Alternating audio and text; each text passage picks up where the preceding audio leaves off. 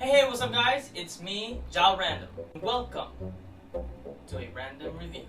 So, what's a random review? Well, it's basically where I review some of the shows that you guys would suggest me, or sometimes I will show that I would watch myself, but either involves cartoons, anime, or anything that's live action, and even movies. Anything you guys can suggest, you can leave it in the comments below. But for now, our review goes about RWBY Volume 1, 2, and 3.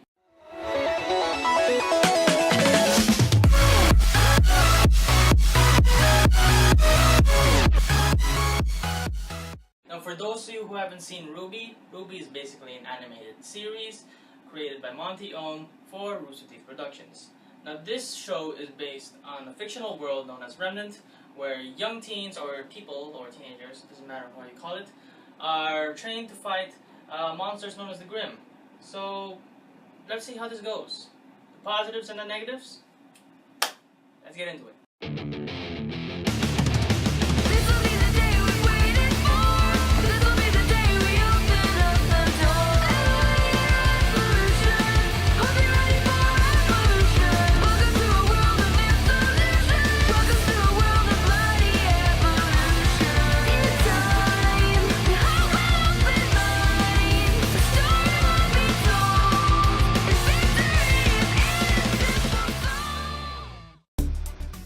Okay, so first, let's talk about RWBY Volume 1.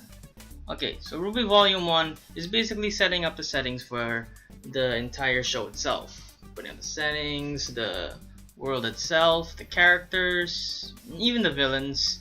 Pretty much this is establishing the whole series. But it does suffer a few things in the beginning, but this is the first volume, so I'll give it a pass for now. Meet Ruby Rose, the quirky girl and the 15-year-old main protagonist of the series. Now, you can already see the cliche coming in from the whole show itself since, well, she's 15 years old. And it's setting on a school once again. You can see that in a lot of anime, even though a lot of people say this is not an anime, which is true, yes, it's not an anime, even though Monty Ohm says otherwise. But, yes, it's not an anime, but still it suffered from this cliche.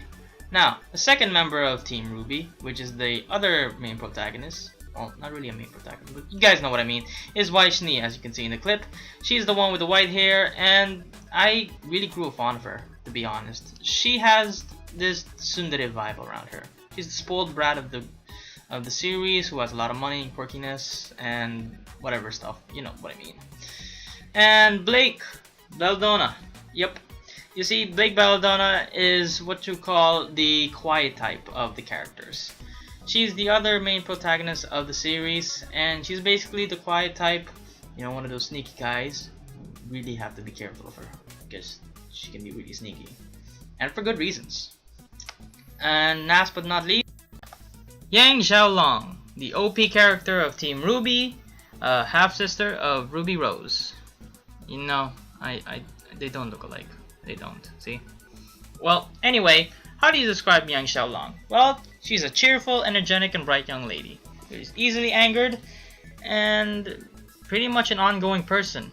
Monty has described Yang Xiaolong as to be the kind of person who would teach someone how to swim by pushing them in the water. And that speaks a lot of volumes about Yang. It really does describe her that way. She's very straightforward and confident. Almost as much as her voice actor is Barbara Dunkelman. Now, what do I think about the characters? Well, to be honest, I really like them. I like the concept of having their weapons having names, different personalities, and their names having a color scheme, or them having a color-related anything at all. These four characters are based in fairy tales, which you can easily see from their appearance, and I really like the setting that Monty created. It really does have its originality, but he did took some ideas and created his own, but that all can be a pass. I mean, it really does blend in with RWBY. Now, what about the villains?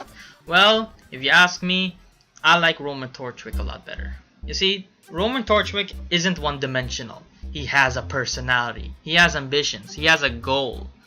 It can be seen on Volume 3. Unlike Cinder and the other characters, Well, they're really one-dimensional. I mean, they're so plain. It's like they're bad for the sake of being bad. It really is a bit irritating, and that really is a downfall of RWBY. And it's a bit disappointing if you ask me. Now for the Creatures of Grimm. Well, it's basically a copy-paste of the hollows from Bleach. I mean, if you look at them really closely, it really does look like them. Now, I don't necessarily see the Grimm being all important. That is until I saw it on Volume 3. But other than that, it really is not important. It's almost like they put it as a plot device for the show itself. Just to build up suspense and any battle scenes so that the characters would be busy with something, or that the characters would have an excuse to actually make an awesome fight scene, which by the way is absolutely stunning. Like, come on, look at this.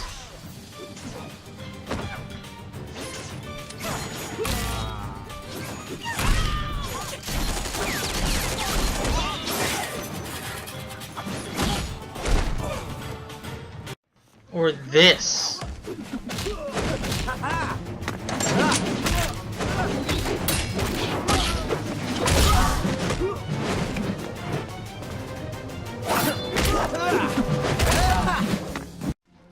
Or this.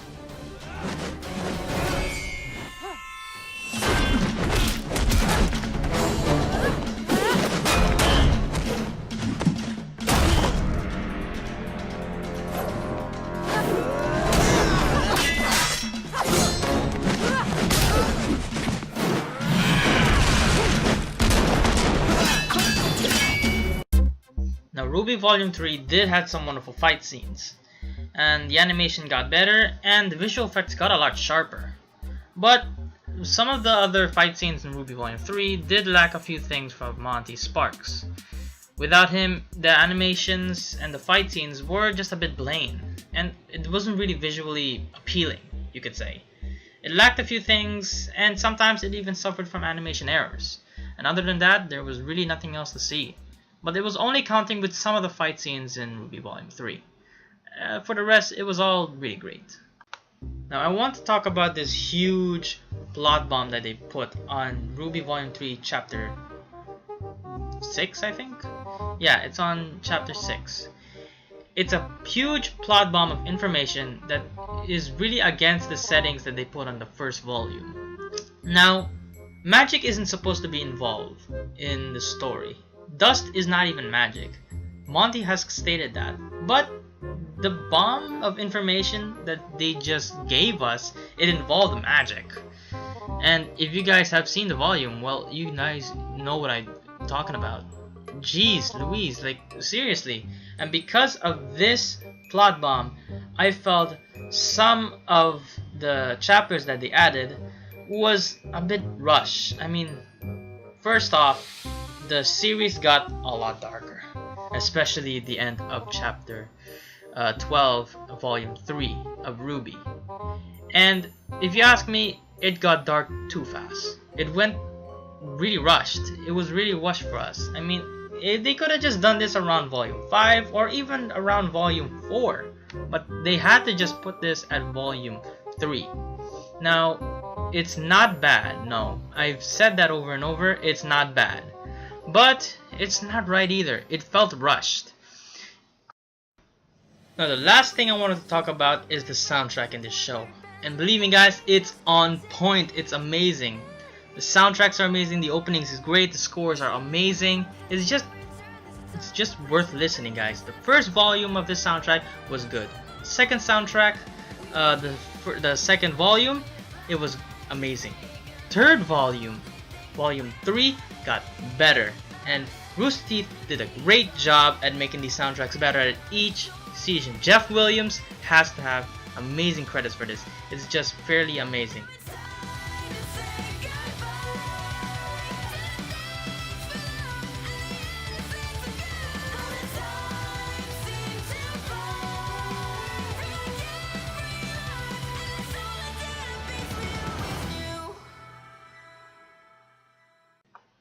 Now the last thing I wanted to say is the improvement of the show in Volume 3.